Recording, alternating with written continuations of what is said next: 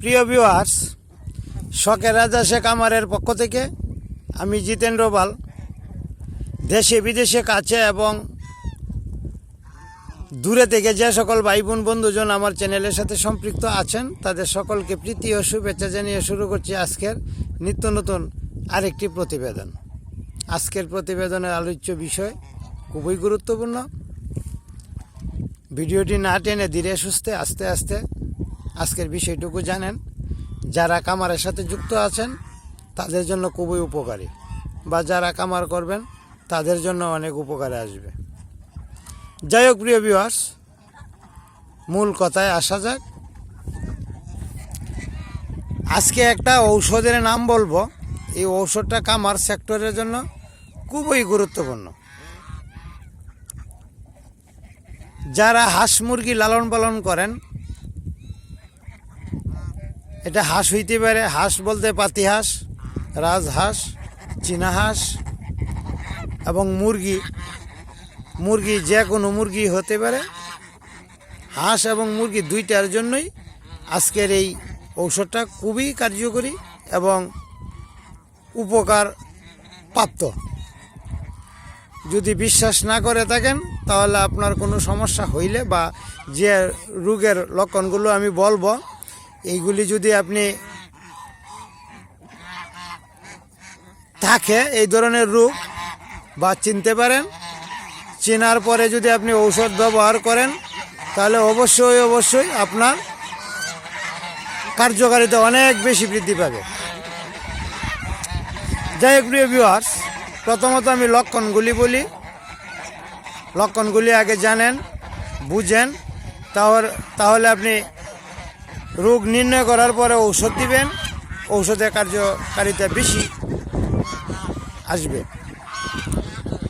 প্রথমত, যদি কোনো হাঁস মুরগের পা প্যারালাইসিস হয়ে যায়, যদি প্যারালাইসিস হয়, হাঁটতে পারবে না, খাবার খাবে, সব ঠিক থাকবে, মলত্যাগ করবে ভালো, স্বাস্থ্য চেহারাও থাকবে ভালো, কিন্তু সে হাঁটতে পারবে না, বসে থাকবে। এই রোগটাই হচ্ছে প্যারালাইসিস। এই প্যারালাইসিস রোগ হলে এই ঔষধটা আপনি খাওয়াইতে পারেন। আর একটা হইল ঘাড় বাঁকা। যদি আপনার ঘাড় বাঁকা থাকে তাহলে আপনি এই ঔষধটা খাওয়াইতে পারেন। আর একটা বিষয় হচ্ছে পাখনা ঝুলে যাওয়া। যদি কোনো হাঁসের পাখা ঝুলে যায় তাহলে আপনার এই ঔষধটা খুবই কার্যকরী হবে। অনেক কার্যকরী ঔষধ এটা। নামটা অবশ্যই খাতায় লিখে রাখবেন, প্রয়োজন হলে প্রয়োগ করবেন। প্রয়োগের কার্যকারিতা 100% না, 90% কার্যকারিতা আসবে। খুবই উপকারী একটা ঔষধ। যাই হোক প্রিয় ভিউয়ার্স, এই ঔষধটা হচ্ছে আপনার প্যারালাইসিসের জন্য দুইটা ঔষধই বলা হয়। দুইটা ঔষধই বলা হয়। প্যারালাইসিসের ঔষধ দুইটাই বলা হয়ে থাকে। এর মধ্যে একটা হচ্ছে থায়াবিন বেট।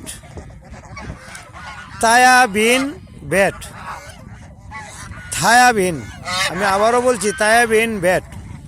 এইটা প্যারালাইসিস, ঘাড় বাঁকা এবং পাখা ঝুলে যাওয়া তিনটা রোগের কাজ করবে এই একটা ঔষধ।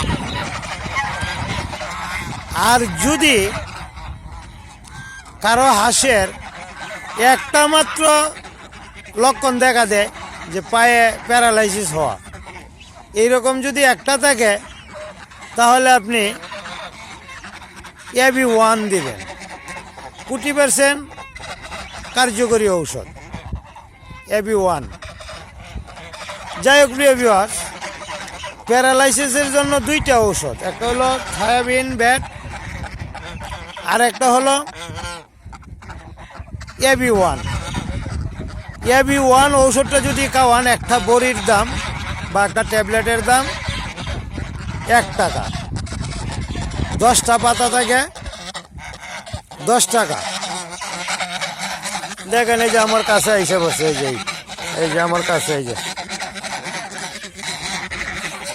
10 টাকা দিয়ে 10টা ট্যাবলেট নিয়ে আসবেন।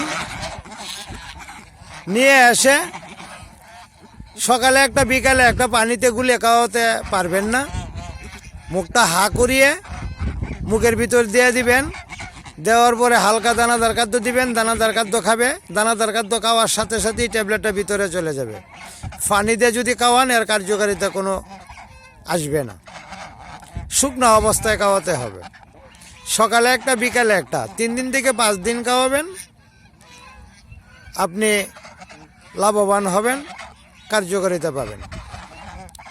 আর থায়াবিন ভেট যে ঔষধটা, এই ঔষধটা খাওয়ার নিয়মটা হচ্ছে 1 লিটার পানিতে 1 গ্রাম ঔষধ মেশাবেন, মিশিয়ে আপনি এই একটা হাঁস থাকলেও 1 লিটার পানিতে মিশিয়ে আলাদাভাবে দিয়ে রাখবেন। 2টা হাঁসও যদি হয় দিয়ে রাখবেন, 3টা হাঁস হইলেও দিয়ে রাখবেন। এইভাবে যদি আপনার 100 হাঁসও থাকে, এই হারে অর্থাৎ 1 গ্রাম ঔষধ 1 লিটার পানিতে দিয়ে তার সামনে রেখে দিবেন। সে এখান থেকে যতটুকু পরিমাণ পানি খাবে ঔষধটা তার সাথে চলে যাবে। এখন এইখানে কার্যকারিতাটা হচ্ছে 3 থেকে 5 দিন খাওয়াতে হবে, একাধারে, গ্যাপ দেওয়া যাবে না।